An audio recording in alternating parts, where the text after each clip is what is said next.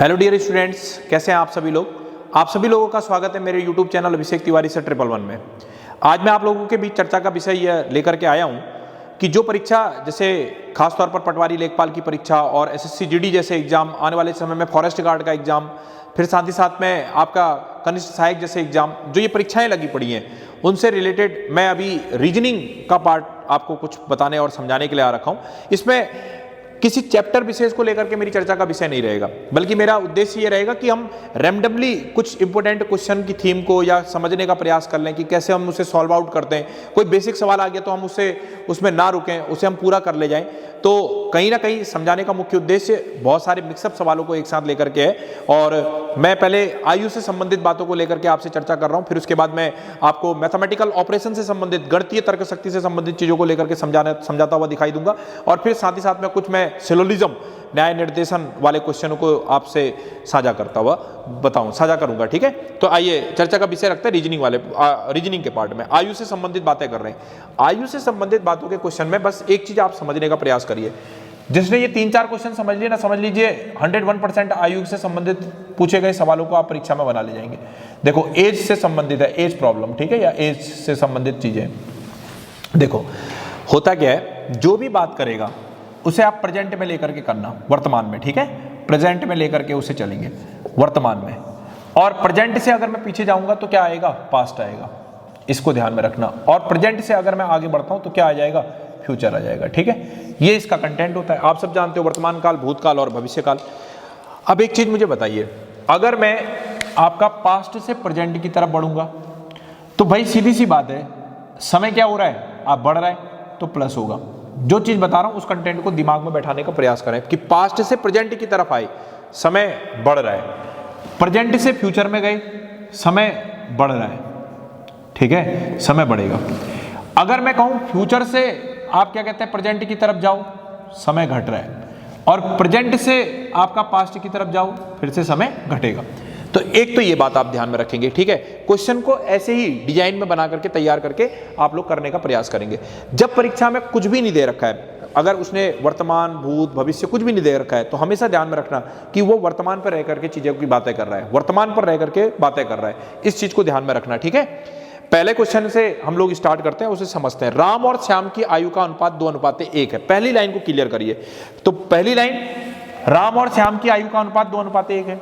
अब आपको कुछ नहीं बोल रखा है वर्तमान में, भूत में, भविष्य में, तो हमेशा ध्यान रखना, जब कुछ भी नहीं बोल रखा तो समझ जाना कि वो वर्तमान की बात बोल रहा है। तो प्रेजेंट में, ठीक है, ये प्रेजेंट हो गया। राम और श्याम की आयु का अनुपात, राम और श्याम की आयु का अनुपात कितना दे रखा है, 2:1 है। जब कुछ भी नहीं दे रखा प्रेजेंट में। एक लाइन क्लियर हो गई। 5 वर्ष बाद, अब 5 वर्ष बाद भाई सीधी सी बात है, फ्यूचर में आ जाएगा। 5 वर्ष बाद फ्यूचर में पहुंच जाएगा। 5 वर्ष बाद उनकी आयु का अनुपात कितना हो जाता है, 3:2 हो जाता है। तो प्रत्येक की वर्तमान आयु ज्ञात करनी है। अब बताइए, आप प्रेजेंट से कहां की तरफ जा रहे हैं, फ्यूचर की तरफ जा रहे हैं। अनुपात में कोई चीज दे रखी है, संख्या में बदल दो। संख्या में बदलने के लिए एक कॉमन आप फैक्टर मान लीजिए, x मान लीजिए। तो x मान करके करेंगे तो राम हो जाएगा 2x और श्याम कितना हो जाएगा, x। अब उसकी शर्त पर फोकस करिए। शर्त क्या कह रहा था, ये कह रहा था कि 5 वर्ष बाद अगर मैं राम को यहां से लेकर के आगे की तरफ बढ़ता हूं, फ्यूचर की तरफ जाता हूं, तो 5 वर्ष इसमें जुड़ जाएगा, तो ये हो जाएगा 2x + 5। ठीक, ऐसे श्याम को अगर लेकर के आगे चलता हूं तो उसमें भी 5 वर्ष जुड़ जाएगा, x + 5। और इनका अनुपात कितना हो जाता है, 3:2। आपने कहा कि सर आपने इसे बट्टे में क्यों किया, मुझे दिख रहा है कि ये अनुपात है, तो अनुपात बट्टे में होता है, तो इसीलिए मैंने बट्टे में रख लिया इसे। तो राम 5 वर्ष बाद क्या हो जाएगा, 2x + 5। श्याम क्या हो जाएगा, x + 5। और इनका अनुपात क्या हो जाएगा, 3:5। शर्त पूरी हो गई। क्वेश्चन को हल कर देते हैं, क्रॉस मल्टीप्लाई कर दीजिए। 2 दूनी 4x + 5 दूनी 10, ये हो गया 3x + 5 दिया 15। ठीक है, अब इसको इधर ले जाइए, संख्या को इधर लाइए और x वाले को उधर ले जाइए। तो 4x - 3x बराबर 15 - 10। तो ये x बराबर कितना आ गया, 5। x बराबर कितना आ गया, 5 आ गया। अब जैसे 5 आ गया तो कह रहा है प्रत्येक की वर्तमान में आयु ज्ञात कीजिए। तो आप यहां पर भी लिख सकते हैं वर्तमान में आयु, ठीक है, वर्तमान में आयु। तो ये भाई देखो, ये कितनी है, 2x है। तो 2x का अर्थ कितना हो गया, 5 दूनी 10। डायरेक्ट वहीं पर भी कर सकते हैं, 10 और 5 आ जाएगा आंसर, ठीक है। x बराबर कितना आ जाएगा, 5। तो ये भाई साहब हो गए राम और ये हो गए श्याम। यही आंसर बन गया, ठीक है। 10 और 5। कोई डाउट किसी को? नहीं, ठीक है। आइए दूसरे क्वेश्चन पर देखते हैं। दूसरा क्वेश्चन क्या कहता है, राम की आयु अपने पुत्र की आयु से चौगुनी है। राम की आयु अपने पुत्र की आयु से चौगुनी है। कुछ भी नहीं बोल रखा पहली लाइन में, ना वर्तमान बोला है, ना भूत बोला, ना भविष्य बोला है। तो आपको मैंने बता रखा है जब कुछ भी नहीं बोलेगा तो वर्तमान की बात होगी। तो वर्तमान में राम अपनी की आयु, राम की जो आयु है वह अपने पुत्र की आयु की 4 गुनी है। अगर पुत्र उसका x है तो राम कितना हो गया, 4x हो गया। बात खत्म। समझ में आया? पहली लाइन से क्या पता चला, राम की आयु अपने पुत्र की आयु से 4 गुनी है। पुत्र अगर x है तो राम कितना हो गया, 4x हो गया। 5 वर्ष पहले, अब 5 वर्ष पहले यहां चला गया भाई, ठीक है। 5 वर्ष पहले, तो 5 वर्ष पहले अगर यहां जा रहा है तो पीछे जा रहा है, पीछे जा रहा है तो माइनस होगा। 5 वर्ष पूर्व, अरे भाई मैंने अभी आपको बताया कि अगर प्रेजेंट से पास्ट की तरफ जाएंगे तो माइनस होगा। तो प्रेजेंट से कहां की तरफ जा रहा है, पास्ट की तरफ जा रहा है। तो क्या बोलता है कि 5 वर्ष पूर्व राम की आयु, राम की आयु, ठीक है, 5 वर्ष पूर्व राम की आयु। अब 5 वर्ष पूर्व राम की आयु क्या होगी बताइए जरा। राम की आयु जाएगी 4x माइनस का 5, क्योंकि 5 वर्ष पीछे चले गए आप, पीछे को जाएंगे तो माइनस होगा। पुत्र की आयु कितनी हो जाएगी, x माइनस 5, x माइनस 5 होगी। तो आपसे पूछ रहा है आयु उसके पुत्र की आयु से 9 गुनी है। अब शर्त देख लीजिए, अब शर्त पर फोकस करिए। अभी तक तो मैंने कंटेंट पर बात करी, अब शर्त पर फोकस करिए। 5 वर्ष पूर्व राम की आयु, 5 वर्ष पूर्व राम की आयु 4x माइनस 5, उसके पुत्र की आयु से 9 गुनी है। आपस में दोनों बराबर हो गया। अरे भाई 5 वर्ष पूर्व राम की आयु उसके पुत्र की आयु की 9 गुनी है, अर्थात ये दोनों आपस में बराबर हो गई वैल्यू। हल कर दीजिए, 4x माइनस 5 बराबर 9x माइनस 45। ये इधर ले जाइए, इसको इधर ले जाइए, ठीक है। तो ये मैं इसको ऐसे लिख दे रहा हूँ, 9x माइनस 4x, और ये हो गया आपका 45 माइनस 5। तो इसमें से अगर मैं घटा देता हूँ तो ये हो जाएगा 40 और ये हो जाएगा 5x, ठीक है। तो ये देखिए 5 से ये कट गया 8 बार, तो x की वैल्यू आ गई कितनी, 8। अब क्वेश्चन आपसे क्या पूछ रहा है, एक बार उसको फोकस कर लो। ये कह रहा है राम की वर्तमान आयु, इसलिए यहाँ पे कर ले राम की वर्तमान आयु। बहुत ही सिंपल सवाल हो गया, ठीक है। कंटेंट को समझें बस, ये जो मैं आपको बता रहा हूँ, ये 3 सवाल समझ गए, इससे संबंधित सारे सवाल सेम ऐसे ही बनाइए आप, कोई दिक्कत ही नहीं होगी। राम की वर्तमान आयु, तो राम की वर्तमान आयु कितनी आ जाएगी बताओ, 4x, तो 4 इंटू 8 बराबर 32 वर्ष ईयर, ठीक है। 32 वर्ष आ जाएगी, खत्म हो गया खेल। नेक्स्ट, मीना तथा उसकी माता की आयु का अनुपात 3:8 है। फिर से कुछ नहीं दे रखा है तो वर्तमान में बात कर रहा है। तो प्रेजेंट में मीना और उसकी माता का अनुपात, उसकी माता का अनुपात कितना दे रखा है आपको, 3:8 दे रखा है, ठीक हो गया। अगर 3:8 दे रखा है तो संख्या में बदल दीजिए, 3x हो गया और 8x हो गया। अब कह रहा है उनकी आयु का अंतर 35 वर्ष है। अब उनकी आयु का अंतर भी निकाल दीजिए, तो अंतर क्या हो जाएगा भाई, 8x। अंतर का अर्थ क्या है, बड़ी संख्या में से छोटी संख्या घट जाएगी।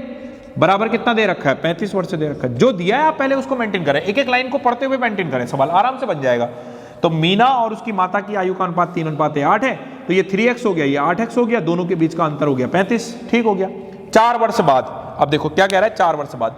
अब 4 वर्ष बाद की बात कर रहा है, तो प्रेजेंट से कहां की तरफ आओगे, फ्यूचर की तरफ आओगे। तो 4 वर्ष बाद बोल रहा है। अब 4 वर्ष बाद अगर बोल रहा है कि उनकी आयु का अनुपात क्या होगा, 4 वर्ष बाद उनकी आयु का अनुपात क्या होगा, अर्थात मीना और माता की आयु का अनुपात क्या होगा। अब देखो 4 वर्ष बाद अगर होगा तो क्या हो जाएगा, मीना क्या हो जाएगी, तो मीना हो जाएगी भाई 3x 4 वर्ष बाद, इधर फ्यूचर की तरफ आ रहे हैं प्लस का 4, और क्या कहते हैं उसकी माता क्या हो जाएगी, माता, तो माता हो जाएगी 8x प्लस 4, ये हो जाएगी। अब आपसे क्या पूछ रहा है, उनकी आयु का अनुपात ज्ञात करना है। तो हम पहले x का मान निकाल लेते हैं, यहाँ से 5x बराबर 35, ये इससे कट गया, x बराबर 7। जैसे 7 आया यहाँ 7 रख दीजिए, x की जगह पर 7 तियां 21। देखिए 3 गुणा 7 प्लस 4 कितना हो गया, 7 तियां 21 और 4 कितना हो गया 25। ये कितना हो गया आपका 8 गुणा 7, 8 7 56 प्लस 4 बराबर 60। अब उनकी पूछ रहा है मीना और उसकी माता का बीच का अनुपात क्या होगा, इसलिए अनुपात, ठीक है, अनुपात बराबर, तो अनुपात आ जाएगा आपका 25:60। 5 से काट दो, जो 5 5 25, 12 5 60, आंसर आ जाएगा 5:12। ये बनेगा सवाल। इस तरह से चीज़ों को समझने का प्रयास करें, सारे सवाल में यही चीज़ करना, ठीक है। ऐसे ही बता, जो मैंने आपको बताया, मुख्य बात क्या बताई, प्रेजेंट से पास्ट, पास्ट से प्रेजेंट जब होगा, एक बार फिर से समझ लो, जब कोई भी कुछ नहीं दिया होगा, प्रेजेंट में बात करता हुआ होगा वो, ठीक है। प्रेजेंट से अगर आप फ्यूचर की तरफ आएंगे तो चीज़ें प्लस हो जाएंगी, और अगर पास्ट से प्रेजेंट की तरफ आएंगे तब भी प्लस होगा। प्रेजेंट से अगर पास्ट की तरफ जा रहे हैं तो माइनस होगा, और फ्यूचर से अगर प्रेजेंट की तरफ जा रहे हैं माइनस होगा। जब कुछ भी नहीं बोला है तो प्रेजेंट पर वर्कआउट करेंगे, शर्त को मेंटेन करते हुए फॉलो अप करें, हर क्वेश्चन आपका बड़े आसानी से निकल जाएगा। ठीक है, कोई टफ नहीं है। उम्मीद है आप लोग समझ गए होंगे। किसी को अगर समझ में नहीं आया होगा तो कमेंट के माध्यम से मुझे बताने का प्रयास करें। साथ ही साथ में अगर दिक्कत आ रही है तो आप मेरे को पर्सनली मेरे फ़ोन कॉल पर कॉल करके भी आप पूछ सकते हैं कि सर ये कैसे मेंटेन हुआ है, तो मैं उसको वहाँ पर भी समझा दूंगा, या व्हाट्सएप के माध्यम से मेरे से आप जुड़ सकते हैं तो वहाँ पर भी मैं आप लोगों को चीज़ें समझाता हुआ बता दूंगा कि इसको इस तरह से मेंटेन करिए। ठीक है, तो इस तरह से एक छोटा सा आयु पर मैंने एक चर्चा का विषय बनाया। एक आपको मैं थोड़ा सा मैथमेटिकल ऑपरेशन से संबंधित कुछ क्वेश्चनों को लेकर के उसको समझाने का प्रयास करता हूं। चलिए आइए, कुछ मैं मैथमेटिकल रीजनिंग से संबंधित आपको गणितीय तर्क शक्ति से संबंधित कुछ क्वेश्चनों पर आपका फोकस करवाता हूं। ये जो क्वेश्चन मैंने सामने लिखा है, ये क्वेश्चन इससे पहले आपका लेक्चरर स्क्रीनिंग परीक्षा में पूछा जा चुका है। आपको उस क्वेश्चन की थीम के आधार पर समझाने का प्रयास करता हूं। उत्तराखंड के पेपर में पूछा गया क्वेश्चन है, कितनी बतखें कम से कम संख्या में, ध्यान दीजिएगा, लाइनों पर ध्यान दीजिएगा, लैंग्वेज पर पकड़ बनाने का प्रयास करें। कम से कम संख्या में, संख्या कम से कम होनी चाहिए, फॉर्मेशन बनाकर तैर सकती हैं यदि एक बतख के आगे दो बतख, मैंने अगर ये कहा कि एक बतख, अगर मैं ये एक बतख बना दूं तो एक, अरे बतख भी अजीबोगरीब बन रहा है, क्या कहते हैं, सिंपल सा एक डैश कर देता हूं। ठीक है, आपका ऐसे लिख देता हूं, ये है बतख, एक बतख, ये कह रहा है एक बतख के आगे दो बतख, एक बतख के आगे दो बतख। ठीक है, तो ये एक बतख है और इसके आगे दो बतख हो गई। ठीक है, ये बतख हो गई, आप समझ जाना। ठीक है, अब चित्र नहीं बना पा रहा हूं, बतख समझ जाना। एक बतख के आगे दो बतख, पहली लाइन क्लियर है। यहां तक की लाइन को दोबारा से पढ़ लो, कितनी बतखें कम से कम संख्या में फॉर्मेशन बनाकर तैर सकती हैं यदि एक बतख के आगे, इधर का हिस्सा आगे को ले लिया, ठीक है, इधर का हिस्सा पीछे को ले लेंगे, आपकी इच्छा, आप किसी को लें। अगर इसको ले रहे हैं, एक बतख के आगे दो बतख, ऐसा कर लीजिए। चलिए, एक बतख ये है, एक बतख के आगे दो बतख, एक बतख के आगे दो बतख, ठीक हो गया। पहली वाली कंडीशन बिल्कुल फॉलो करें, दोबारा से समझ लीजिए, एक बतख के आगे, अब मैं आगे इधर को ले रहा हूं, ठीक है, एक बतख के आगे दो बतख और एक बतख के पीछे दो बतख। अब फिर से इसको पकड़िए, एक बतख के पीछे दो बतख, एक बतख के पीछे दो बतख, एक बतख के आगे दो बतख, एक बतख के पीछे दो बतख। दूसरी लाइन भी बिल्कुल क्लियर हो जा रही, कम से कम करना है, तो एक बतख के आगे दो बतख, एक बतख के पीछे दो बतख, क्लियर हो गया। और दो बतखों के बीच में, और दो बतखों के बीच में एक बतख, दो बतखों के बीच में एक बतख। तो बताइए कि कम से कम कितनी बतखें, तो आंसर आ जाएगा तीन बतख, तीन बतख। ऐसे बनेगा सवाल, ठीक है। कहने का अर्थ, जो क्वेश्चन है उसकी जो लैंग्वेज है, उसी लैंग्वेज में उसका आंसर छुपा रहता है इन क्वेश्चनों में, हमें उसके भाषा पर अपनी पकड़ बनानी पड़ती है। अब कोई विद्यार्थी बैठा, वो कहता है कि एक बतख है, उसके आगे दो बतख, एक बतख है, उसके पीछे दो बतख, एक बतख के बीच में दो बतख, 9 आंसर बता देगा। तो ये ऐसा 9 आंसर भी आपके पास परीक्षा में देखा मिलता हुआ दिखाई देगा, 3, 6, 9। तो आपका ये तरीका गलत है, कम से कम बताना है, ठीक है। हमें क्या बताना है, कम से कम। भाषा से संबंधित चीजों पर आधारित ये क्वेश्चन है। कितनी बतखें कम से कम संख्या में फॉर्मेशन बना करके तैर सकती हैं, तो कम से कम 3 बतख तैर सकती हैं। कैसे, उसको समझो। यदि एक बतख के आगे दो बतख, एक बतख के आगे दो बतख, एक बतख के पीछे दो बतख, पीछे दो बतख की, ये कंडीशन आगे की, ये कंडीशन पीछे की। फिर कह रहा है कि दो बतखों के बीच में एक बतख, कंडीशन पूरी फॉलो हो रही है, तो कम से कम कितनी बतख होंगी, 3 बतख। ऐसे बनेगा, ठीक है। ये देखो बंदर वाला क्वेश्चन है भाई, ऐसा भी परीक्षा में पूछा जा चुका है, आने की संभावना है। एक समय में, कितने समय में एक बंदर 60 फीट लंबे पेड़ के शीर्ष पर पहुंचेगा। ये माना 60 फीट लंबा शीर्ष है, पेड़ है, ठीक है। ये कितने लंबा है, 60 फीट लंबा है, 60 फीट लंबा है। अब शर्त क्या कह रहा है, उसकी शर्त पर फोकस करो, ठीक है। शर्त को मेंटेन करना सीखें। 1 सेकेंड में 3 फीट उछलता है, 1 सेकेंड में उछलता है वो 3 फीट, ठीक हो गया भाई। 3 फीट उछला, 1 सेकेंड में 3 फीट उछला, तुरंत 2 फीट गिर गया। उसी सेकंड की बात हो रही है, अगले सेकंड की बात नहीं कर रहा है। उसी सेकंड में 3 फीट उछला भी और 2 फीट फिसला भी, ये बात बोल रहा है। इसको कोई विद्यार्थी ये नहीं सोचेगा कि अगले सेकंड में फिसल रहा है। भाषा पढ़िए, 1 सेकंड में वो 3 फीट उछलता है, तो 1 सेकंड में 3 फीट उछलता है और तुरंत 2 फीट गिर जाता है, 2 फीट गिर भी जा रहा है। तो सही मायने में उसने कितनी दूरी तय करी, तो 1 सेकंड में उसने जो दूरी तय करी वो 1 फीट की दूरी तय करी, ठीक। और ऐसे क्वेश्चनों में ध्यान में रखना कि जो उसकी पहली छलांग थी वो कितनी थी, 3 फीट की थी। पहली छलांग कितनी की थी, 3 फीट की। अब मुझे बताइए 1 सेकंड में, इधर अगर देखता हूं एक सेकंड में आपका जा रहा है 1 फीट, ठीक है, तो दूसरे सेकंड में कहाँ जाएगा, दूसरे सेकंड में कितना फीट जाएगा, 2 फीट चला जाएगा। ऐसे ही अप टू सोन चलता जाएगा, 50 सेकंड में 50 फीट चला जाएगा। अगर मैं देखूं 57 फीट, तो मैं अगर आपसे पूछूं कि 57 सेकंड में वो कितने फीट जाएगा, तो आप कहेंगे 57 फीट जाएगा, ठीक है, 57 फीट चला जाएगा। अब इसके बाद की छलांग देखिए, अगली छलांग, ठीक है, 1 सेकंड में जाता है 1 फीट, इसीलिए 57 सेकंड में जाएगा कितने फीट, आपका 57 सेकंड में जाएगा आपका 57 फीट जाएगा, ठीक है, ये समझ में आ गया। अब इसके बाद देखिए, जो उसकी पहली छलांग थी, हमेशा ध्यान रखना, जो उसकी पहली छलांग है, जितने फुट का खंबा है उसमें से उसे घटा दीजिए, तो 60 में से 3 चला जाएगा, कितना बचेगा 57, तभी मैंने 57 तक निकाल लिया, तो 57 सेकंड में जाएगा 57 फीट। अब अगली छलांग मारेगा, फिर से अगले सेकंड में मारेगा, अगले सेकंड में जो छलांग मारेगा, अब वो 1 सेकंड में मारेगा 3 फीट की छलांग, शेष कितना बचा है 3 फीट, तो वो 3 फीट की छलांग मारेगा बंदर और यहां पहुंच जाएगा। अरे जब पहुंच ही गया अपने घर में तो क्यों फिसलेगा भाई, जब अपने घर में पहुंच ही गया वो, अब क्यों फिसलेगा। तो आपसे प्रश्न पूछ रहा है कि 57 सेकंड में वो 57 फीट गया, तो कितने सेकंड में वो 60 फीट जाएगा, 60 फीट में 60 सेकंड में 60 फीट नहीं जाएगा, बल्कि अगले ही सेकंड में, अर्थात एक और जोड़ दूंगा तो 58 हो जाएगा, 58 सेकंड में वो बंदर कहां पहुंच जाएगा, 60 फीट में पहुंच जाएगा। तो इसका आंसर आ जाएगा 58 सेकंड, यही इसका आंसर बनेगा, ठीक है बच्चों, इसका आंसर बनेगा 58 सेकंड। फिर से समझो, जब भी कोई ऐसा क्वेश्चन आए उसका एक फिगर बना लीजिए, जो उसकी पहली छलांग है उसमें से जो टोटल उसको चढ़ना है उसको माइनस कर दीजिए, तो वो बच गया आपका 60 में से 3 चला जाएगा 57। अब आप देखिए कि 57 फीट जाने में उसे कितने सेकंड का समय लग रहा है, और शर्त के अनुसार काम कर लीजिए, 1 सेकंड में जाता है 3 फीट, तुरंत फिसल जाता है, तो सही मायने में 1 सेकंड में जाता है 1 फीट, तो 57 सेकंड में वो गया 57 फीट। अगली जो छलांग मारेगा, जो 58वें सेकंड की छलांग होगी, उसमें वो पूरा 3 फीट कूद जाएगा, जब पूरा 3 फीट कूद जाएगा उसके शीर्ष पर पहुंच जाएगा, क्यों फिसलेगा, फिसलेगा ही नहीं, तो 58 सेकंड में वो कितना चला जाएगा, 60 फीट चला जाएगा। ये भी बहुत इंपॉर्टेंट क्वेश्चन है परीक्षा की दृष्टिकोण से। नेक्स्ट क्वेश्चन, एक मैदान में कुछ बतख और बकरे हैं। अब जब भी कोई ऐसा, अभी इससे पहले ये क्वेश्चन आपका, अभी आप लोगों ने कुछ समय पहले इसी तरीके का क्वेश्चन एक आपने उत्तराखंड पुलिस की परीक्षा में देखा। देखो इन क्वेश्चनों में बस इतना ध्यान में रखें, बतख और बकरे कह रहे हैं ना, तो आप लोग पहले लिख लें, बतख, एक मैदान में कुछ बतख और बकरे हैं, बात सिर और पैर पे चल रही है। आपने लिखा बतख, आपने लिखा बकरे। अब बतख बताइए कितने, बतख मान लीजिए x, बकरे मान लीजिए y, ठीक है। अब मुझे बताइए बतख के कितने पैर होते हैं, तो बतख के होते हैं आपका पैर जो है वो आपका 2 पैर, कितने पैर होते हैं 2, किसी के वहां है 4 पैर वाली बतख, होगा ही नहीं, ठीक है। बकरे के कितने पैर होते हैं, तो ये होते हैं भैया 4 पैर, ठीक, 4 पैर हो गए, पैरों की संख्या मालूम चल गई।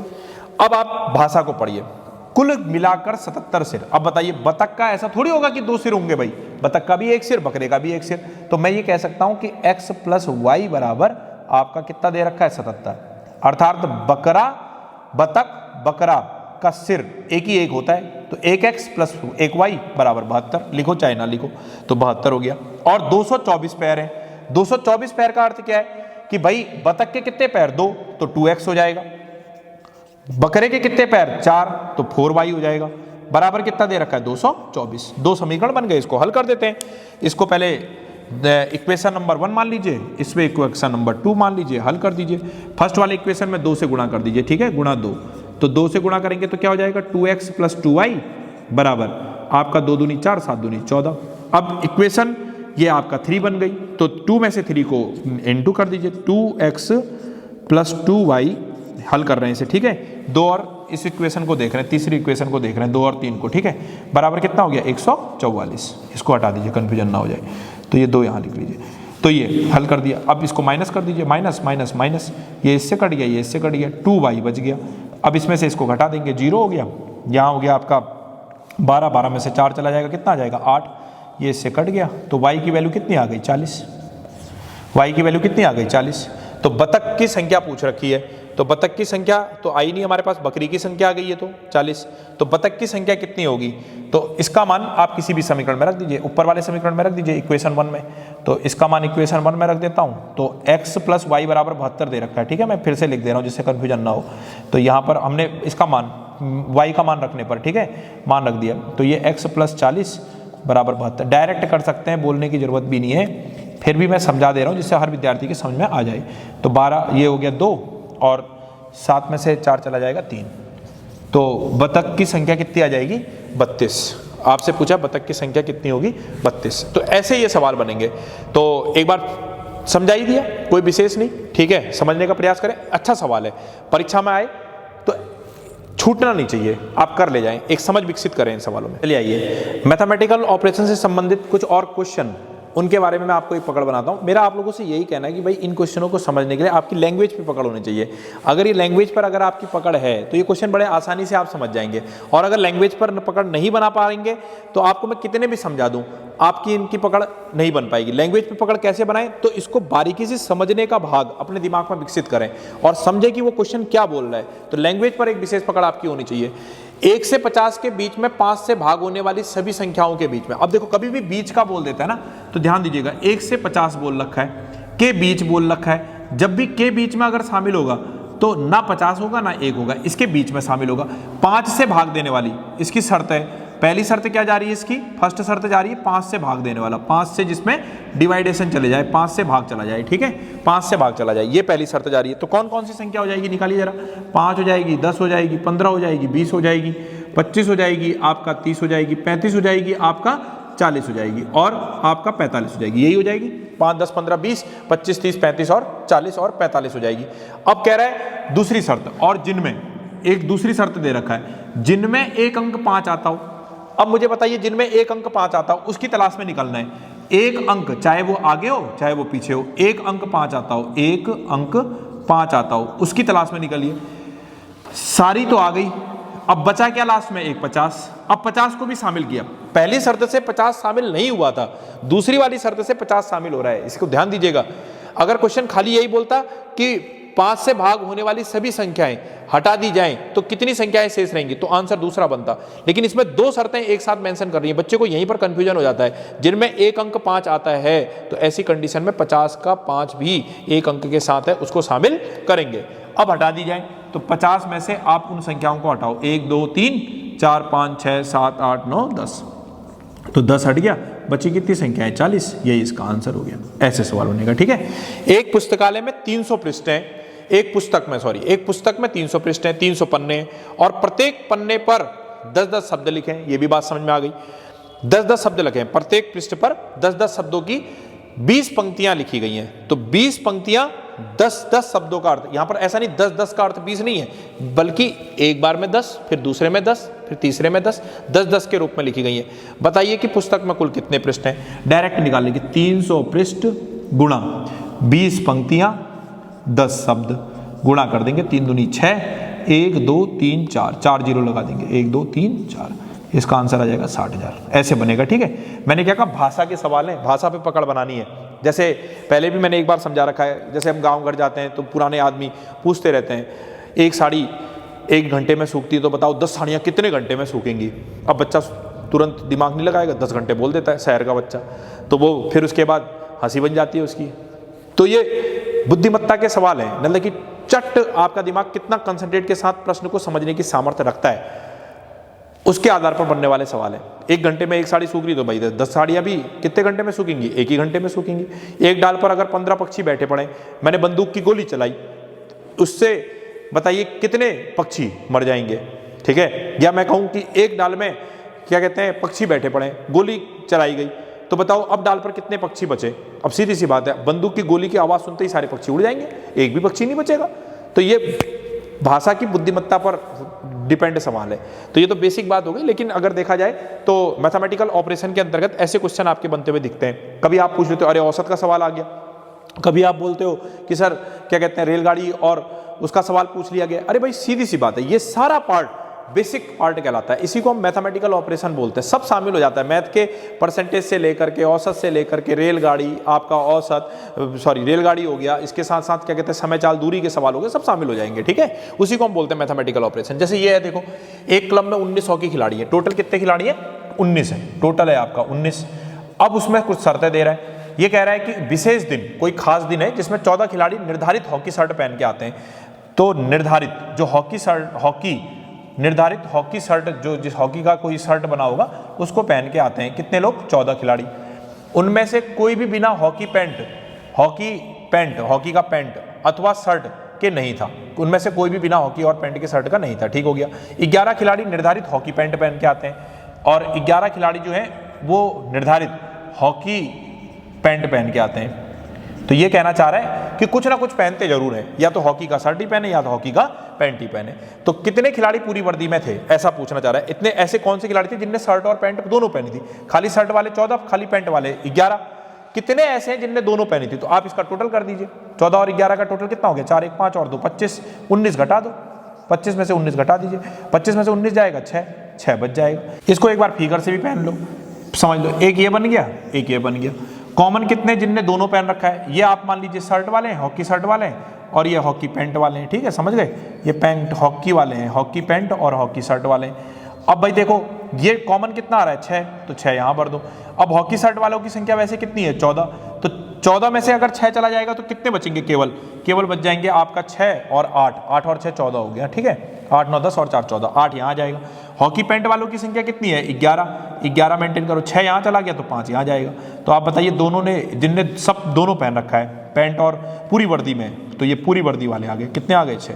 तो इस तरह से इनको मेंटेन करिएगा। ठीक है, तो मैंने आप लोगों को आज रीजनिंग के कुछ क्वेश्चनों के माध्यम से, मिसलेनियस पार्ट के माध्यम से, मैथमेटिकल ऑपरेशन से लेकर के, आयु से लेकर के बेसिक सवाल सिखाने का प्रयास किया है। ठीक है, इन कंटेंटों पर एक विशेष क्लास या ये कीजिए कि क्लास के प्रारूप के रूप में भी मैं कभी आपको समझा दूंगा, लेकिन फिलहाल अभी परीक्षाओं को देखते हुए ये बेसिक चीजें अपनी बिल्कुल तैयार रखे जाएं।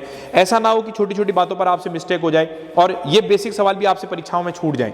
तो मेरा मुख्य उद्देश्य है कि परीक्षाओं में कम से कम इन क्वेश्चनों को, बेसिक क्वेश्चनों के का जो पार्ट है आप उसे पूरा कर ले जाएं। इसी के लिए मैंने आपको ये वीडियो बना करके मैं आपके लिए प्रेषित कर रहा हूं। तो उम्मीद है आप इसे अच्छे से समझेंगे, जानेंगे। कोई भी दिक्कत अगर प्रॉब्लम आती है तो आप उसे कमेंट्स के माध्यम से पूछ सकते हैं। ज़्यादा से ज़्यादा मेरे वीडियो को अगर समझ में आ रहा है तो शेयर कीजिए, लाइक कीजिए, कमेंट कीजिए और साथ ही साथ में मेरे से जुड़ने का प्रयास करिए। इन्हीं सब शुभकामनाओं के साथ जय हिंद, जय भारत, जय उत्तराखंड।